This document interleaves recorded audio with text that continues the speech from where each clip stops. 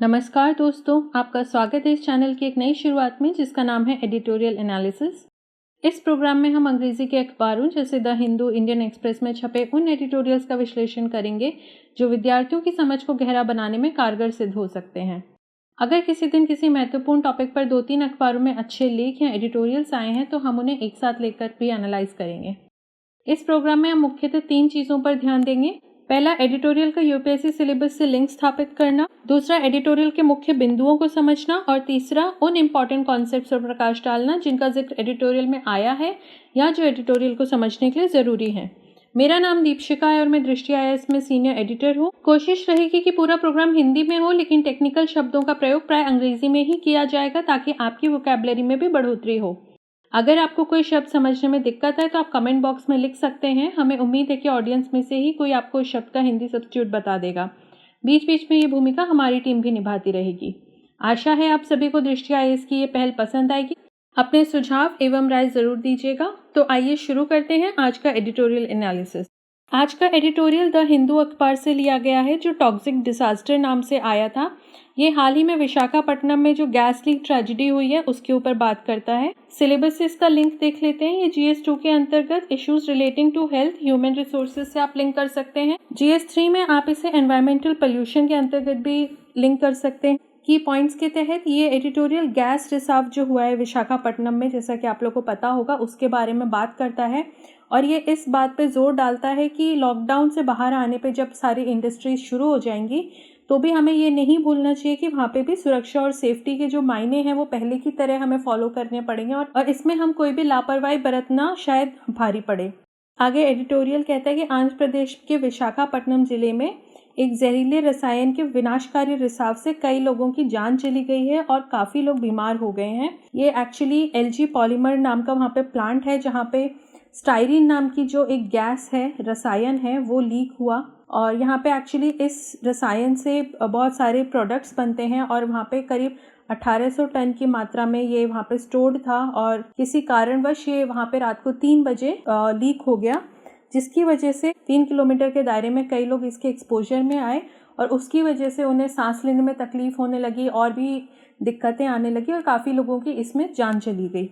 इसके कारण कई मौतें इसलिए भी हुई क्योंकि जब लोगों ने भागने की कोशिश की है तो इस रसायन की वजह से वो बेहोश हो गए और वो पहुंच नहीं पाए जहाँ पे उन्हें निकलना था।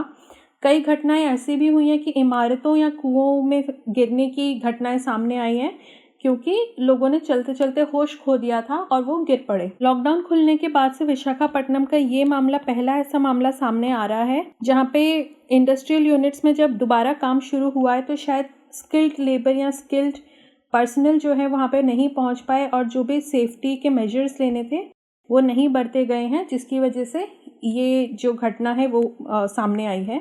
अब जो रसायन लीक हुआ है जो स्टाइरिन नाम से है उसके बारे में थोड़ी जानकारी ले लेते हैं।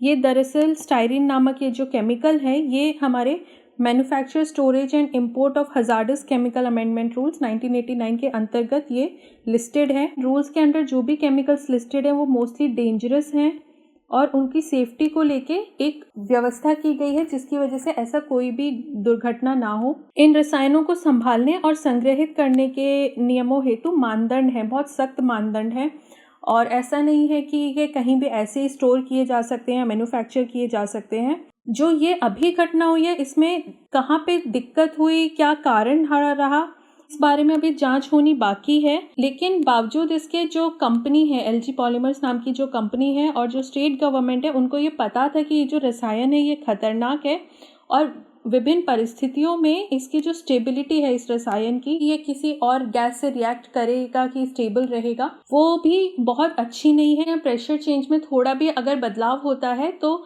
बहुत प्रोबेबिलिटी होती है कि ये जो केमिकल है ये हवा के साथ रिएक्ट कर जाएगा और पॉइजनस गैस की तरह लीक हो जाएगा। तो इस मामले में हम ये मान सकते हैं कि इसको या तो स्टोर करने में कुछ फॉल्ट हुई है, जो भी जहाँ पे ये स्टोर था उन टैंक्स में कहीं कोई लीकेज रहा होगा जो डिटेक्ट नहीं हो पाया है, या फिर केयरलेसनेस बरती गई है इसके स्टोरेज में, या जो भी वहाँ पे पर्सनल एम्प्लॉयड थे उनको शायद नहीं पता था कि यहाँ पे और क्या आपको प्रिकॉशंस लेने हैं, क्या सेफ्टी मेजर्स लेने हैं। और इसका एक बहुत बड़ा कारण ये हो सकता है कि इसको फिर से ये जो काम इस जगह स्टार्ट हुआ है LG पॉलीमर्स कंपनी में, यहाँ पे समय पे लोगों के ना मिल पाने की वजह से अकुशल लोगों के हवाले छोड़ दिया गया हो, ये काम ढंग से इंस्ट्रक्ट ना किया हो कि कैसे इसकी हैंडलिंग होनी है। ये सारे जो पहलू हैं, इन सब पे जब जांच होगी तो पता चलेगा और इसकी एक निष्पक्ष जांच जरूरी है। गैस लीकेज की वजह से जो लोग प्रभावित हुए हैं, चाहे उनकी जान गई है या फिर बीमार पड़े हैं, उन सबके लिए जो आंध्र प्रदेश सरकार है उसको तुरंत कदम उठाने चाहिए। उनकी चिकित्सा आवश्यकताओं पर सबसे पहले ध्यान देना चाहिए। और जैसा कि 1984 में भोपाल गैस आपदा के वक्त हुआ था, ऐसा ही कुछ इस वक्त भी देखा जा रहा है। आप तुलना कर सकते हो, वहाँ पे भी इसी तरह गैस लीक हुआ था और काफ़ी लोग बीमार पड़े। इसके अलावा ऐसा नहीं है कि ये बस बेहोश हुए हैं और एक बार आप रिवाइव कर दोगे, कंडीशन जो हेल्थ कंडीशन है वो स्टेबल हो जाएंगी तो सब ठीक रहेगा। इसके जो दीर्घकालिक प्रभाव है वो भी इस गैस के काफ़ी ज़्यादा हैं। जैसे अंतर्राष्ट्रीय सुरक्षा साहित्य के अनुसार इसे कैंसर का भी एक मुख्य कारक माना गया है और किसी भी तरीके से इसके संपर्क में आने को सुरक्षित नहीं माना जा सकता, किसी भी दृष्टिकोण से, ना वर्तमान लक्षणों से ना दीर्घकालिक प्रभाव से। तो ऐसे में जो राज्य सरकार है उसे पीड़ितों को और उनके परिवारों को मुआवजे का भुगतान जरूरी है। अगर आगे भी कुछ दिक्कतें आती है तो उसका भी सरकार को ध्यान रखना चाहिए और जो इनकी स्वास्थ्य देखभाल है उसकी उच्चतम गुणवत्ता होनी चाहिए। इसे तुरंत डिसमिस नहीं करना चाहिए और सरकार को इसके पीछे लॉन्ग टर्म फॉलोअप रखना चाहिए, जिससे कि उन लोगों को किसी भी तरीके का और नुकसान ना हो जितना कि वो पहले ही सह चुके हैं। आगे के रास्ते में एडिटोरियल कहता है कि गोपालपट्टनम में जो हुआ है वो भारत की बाकी सारी इंडस्ट्रीज़ के लिए एक चेतावनी है कि लॉकडाउन खुलने पर जब वापस से काम शुरू हो तो हमें हमारे सेफ्टी मेजर्स जो हैं, प्रिकॉशंस जो हैं, उन पे पूरी तरह ध्यान देना है। इस बात पे विशेष बल देने की आवश्यकता है कि ऐसे जितने भी इंडस्ट्रियल केमिकल्स की फैक्ट्रीज़ हैं वहाँ पे लगातार निगरानी और सुरक्षा की सबसे ज़्यादा ज़रूरत है और इसमें किसी भी तरीके की लापरवाही की कोई गुंजाइश नहीं हो सकती।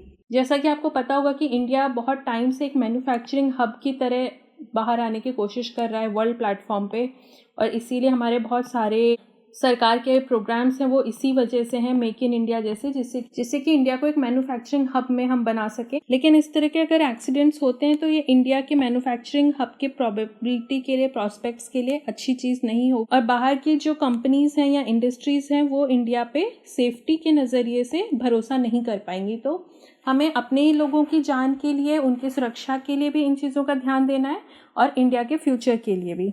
अभी ये जो केस हुआ है उसमें पारदर्शी निरीक्षण की बहुत ज़रूरत है, ट्रांसपेरेंट इन्वेस्टिगेशन होना चाहिए और इस तरह की कोई भी खतरनाक गलतियां जो हैं वो तभी सामने आ पाएंगी और फ्यूचर में हम उन पे ध्यान दे पाएंगे, ख़त्म कर पाएंगे जबकि जो आपका इन्वेस्टिगेशन है यहाँ पे ये ट्रांसपेरेंट हो और जो लोग भी अकाउंटेबल हैं उनसे जांच पड़ताल की जाए, पूछताछ की जाए। की कॉन्सेप्ट्स में देख लेते हैं। सबसे पहले ये जो ट्रेजेडी हुई है ये स्टाइरीन गैस की वजह से हुई है।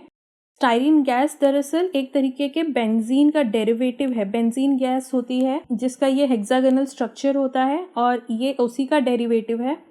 इसको विनाइल बेंजीन, इथाइल बेंजीन, सिनेमीन या फिनाइल इथाइलिन नाम से भी जाना जाता है। और ये इसका जो प्रॉपर्टी है ये लिक्विड मतलब तरल अवस्था में रहती है और फ्लेमेबल होती है, यानी इसमें बहुत जल्दी आग लग सकती है। इसके जो सोर्सेस हैं, ये प्लांट में जो लीकेज हुआ है यहाँ पे तो ये गैस थी। इसके अलावा बाहर जो इसके सोर्सेज हैं वो है व्हीकल एग्जॉस्ट, यानी जो वाहन चलते हैं उनसे जो धुआं निकलता है वहाँ से भी ये गैस निकलती है। सिगरेट स्मोक में होती है, यहाँ तक कि फ्रूट्स और वेजिटेबल्स में भी पाया जा सकता है। इसका इम्पैक्ट क्या है ह्यूमंस पे?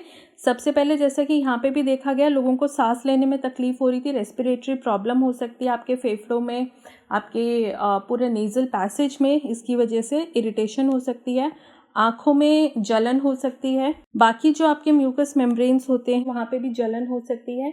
गैस्ट्रोइंटेस्टाइनल इश्यूज यानी आपको आंतों की परेशानी या आपको पेट में दिक्कत, ये सब दिक्कतें हो सकती हैं। ये जो केमिकल है ये इसकी एप्लीकेशन क्या है? ये पॉलीस्टाइरीन प्लास्टिक्स जो हैं उनको बनाने के काम में आता है। फाइबर ग्लास, रबर और लेटेक्स की मैन्युफैक्चरिंग में काम में लिया जाता है और इसे manufacture, storage, import of hazardous chemical rules के अंतर्गत इसे हजार्डस और टॉक्सिक केमिकल क्लासिफाई किया गया है। हजार्डस यानी जो बहुत ही खतरनाक है, नुकसानदेह है, टॉक्सिक यानी जो कि जहरीला है। अब ये जो रूल्स है मैन्युफैक्चर, स्टोरेज, इंपोर्ट, ये 1989 में आए थे और मिनिस्ट्री ऑफ एनवायरनमेंट और फॉरेस्ट द्वारा लाए गए थे। इनका अमेंडमेंट हो चुका है 94 और 2000 में। फिर ये इस तरह के जो पॉइजनस केमिकल्स हैं, जो भी जहरीले पदार्थ हैं, उनके मैन्युफैक्चर यानी वो कैसे बनेगा, स्टोरेज यानी उनका भंडारण कैसे होगा, और इम्पोर्ट यानी अगर विदेश से हमें इस तरह के केमिकल्स बनाने हैं तो उस सारी जो प्रक्रिया है उसको रेगुलेट करता है। बहुत कड़े इसमें मानदंड अपनाए जाते हैं जिसके तहत आप ये इसकी मैन्युफैक्चरिंग, स्टोरेज या इम्पोर्ट कर सकते हो।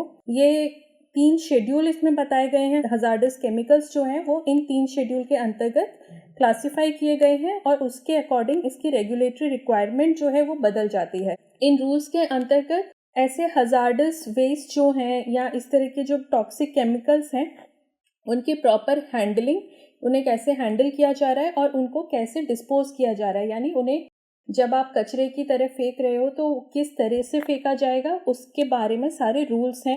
जो स्टेट पोल्यूशन कंट्रोल बोर्ड है वो इस तरह की जब भी इंडस्ट्रीज बनती हैं या इस तरीके के प्लांट जब भी बनते हैं तो स्टेट पोल्यूशन कंट्रोल बोर्ड तभी परमिशन देता है ऐसी इंडस्ट्रीज के चलने के लिए जब वो पूरी तरह सेटिस्फाइड हो कि सारी जो फैसिलिटी है, जो टेक्निकल कैपेबिलिटीज हैं या इक्विपमेंट हैं, ये ऐसे हजार्डस वेस्ट को हैंडल करने के लिए एकदम ठीक तरीके से काम कर रहे हैं और जो भी टेक्नोलॉजी लगनी चाहिए वो यहाँ पे यूज की गई है। जब भी हम इस तरह के केमिकल्स को इम्पोर्ट करते हैं, इसके पीछे एक कंडीशन जो लगती है वो ये कि इन्हें आप सिर्फ प्रोसेसिंग या रॉ मटेरियल की तरह रीयूज करने के लिए ही इम्पोर्ट कर सकते हो।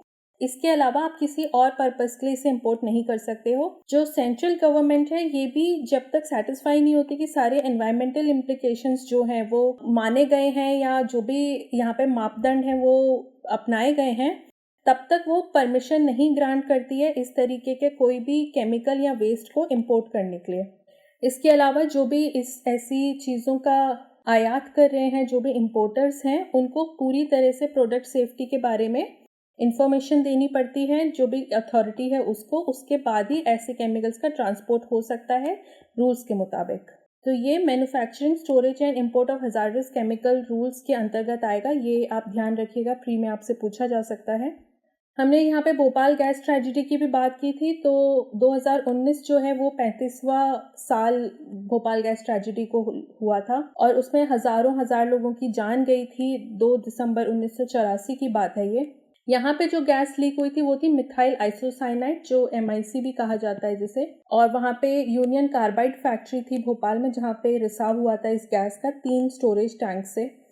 ये जो गैस थी ये पेस्टिसाइड्स यानी कीटनाशक बनाने में इस्तेमाल की जाती थी और इस गैस के जब एक्सपोजर हुआ है लोगों को तो उनके फेफड़े, दिमाग, आँखें, मसल्स, मांसपेशियाँ, इन सब पे फ़र्क पड़ा। इसके अलावा गैस्ट्रोइंटेस्टाइनल यानी पेट की दिक्कतें, न्यूरोलॉजिकल, रिप्रोडक्टिव और इम्यून सिस्टम पे भी लोगों के फर्क पड़ा था। अगर हम सरकारी आंकड़ों की माने तो इस ट्रेजिडी में 2259 लोगों की जान गई थी। प्रीलिम्स में जो क्वेश्चन यहाँ से बनते हैं वो ये कि विशाखापट्टनम गैस ट्रेजिडी में कौन सी गैस यूज हुई है, भोपाल गैस ट्रेजिडी में कौन सी गैस यूज हुई थी, ये दोनों कौन से रूल्स के अंतर्गत रेगुलेटेड हैं, ये आपको पता होना चाहिए। मेंस के लिए आप उम्मीद कर सकते हैं कि हजार्डस वेस्ट या केमिकल्स की रेगुलेशन के लिए इंडिया में क्या प्रावधान है और ये जितने भी रूल्स हैं या कानून हैं ये कितने सटीक हैं एक्सीडेंट्स रोकने में, या हमारी सरकारें और जो इंडस्ट्रीज हैं वो कितनी सख्त हैं इन कानूनों का पालन करने में। तो ये आपके मेंस और प्रीलिम्स से रिलेटेड जानकारी हो सकती है इस एडिटोरियल से।